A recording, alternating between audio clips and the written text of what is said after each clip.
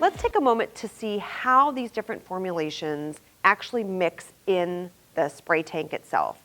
So we talked about liquid formulations. Some liquid formulations, when you mix them in your carrier, which is often water, although it can be an organic solvent or some petroleum base, is going to form a solution. So a solution is where when you mix the formulation with your carrier, it completely is dissolved. Now you can be adding a dry formulation or a liquid formulation, but if it completely dissolves, that will form a solution. Once a solution is created, there's no separation of the material. So there are some advantages, like you don't have to provide agitation throughout the spraying of, using that product in the tank. It's less abrasive on equipment. Generally, it's super easy to mix and measure. So that's what happens when you have a solution. The next type of spray tank mixture that you can get is if you use a dry formulation that forms a suspension. So you'll start with your dry formulation, and when you mix your carrier, again, oftentimes it's water, you'll see that some of the product will go into solution. So it's going to discolor the carrier, but you'll also see that there's still, a good amount of suspended particles. And those are not going to go fully into solution. That's why we call it a suspension. Many of your products in the pesticide world come in this type of formulation. And what you have to remember is you need equipment that has an agitator. So if you are buying suspension products, once you mix it in the tank, it has to stay agitated throughout the entire application process. So you do need to plan ahead of time to make sure you have the proper equipment. The other sort of disadvantages of suspensions is that they can be abrasive because you still have suspended material. They can cause some excessive wear on fixtures and hoses, so you'll need to check those parts regularly to make sure that you don't need replacements.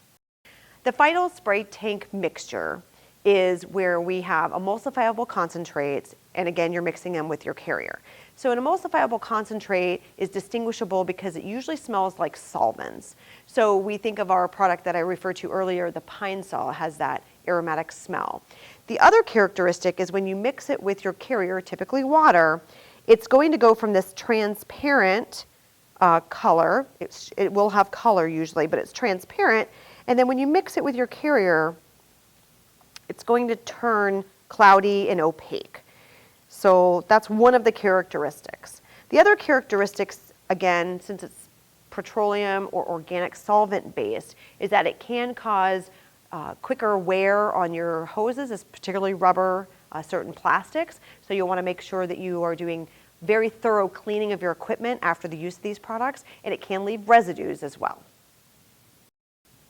Let's say you would like to apply more than one product at the same time. So maybe you would like to mix your insecticide with a fertilizer, or you're going to mix two different products, an insecticide and an herbicide, to form one single tank mix.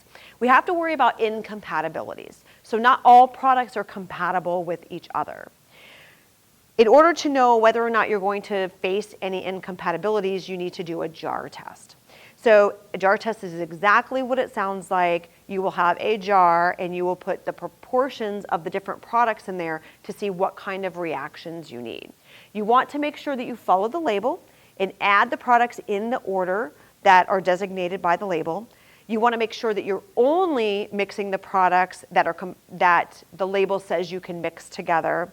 And if you do have certain incompatibilities, that's when you need to add one of those adjuvants. Maybe there's excessive foaming or there's separation between the two products. So you may need some additional adjuvants to put in your tank to make those products come together. So as far as what does an incompatibility look like? Here I have an emulsifiable concentrate, and I've already mixed it with a liquid carrier, but then I have a dry formulation. Let's just say this is a suspension product that I'm going to add to my emulsifiable concentrate. So let's see what happens. Okay, so far so good. Oh, but as you can see,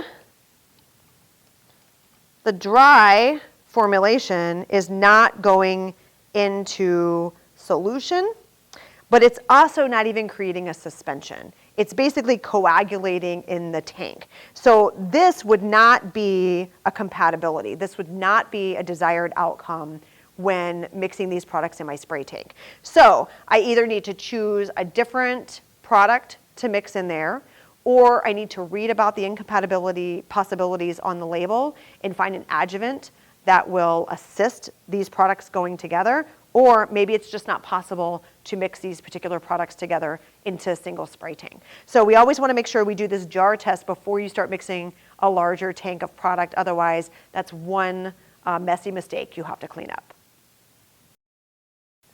How do you know which pesticide formulation is the best for your scenario? The first thing you have to consider is the particular pest that you are targeting and the type of site that you're applying to. We talked about the advantages and disadvantages of each of the formulations. Do you have the right application equipment? If you're applying a spray, you need to make sure you have spray application equipment. If you're applying dry formulations, do you have the right spreaders that the product calls for?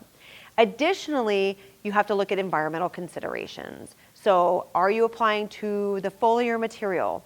Maybe you need to have formulations that will penetrate that foliar material during high light or certain environmental conditions. You also want to make sure that you have read the label thoroughly for personal protective equipment. Do you have the right PPE that the label requires? And especially for those specialized formulations, are you properly trained in some of the safety measures? If you are choosing to mix multiple products together, read the label thoroughly to ensure that there won't be any incompatibilities, that you can actually mix those products together. And if there are necessary adjuvants or compatibility agents needed, that you purchase those at the same time you purchase your products. For all additional information, you can reach out to the manufacturer if you are unsure, or again, read the label thoroughly to make sure that you are going to end up with the best, most effective tank mix possible.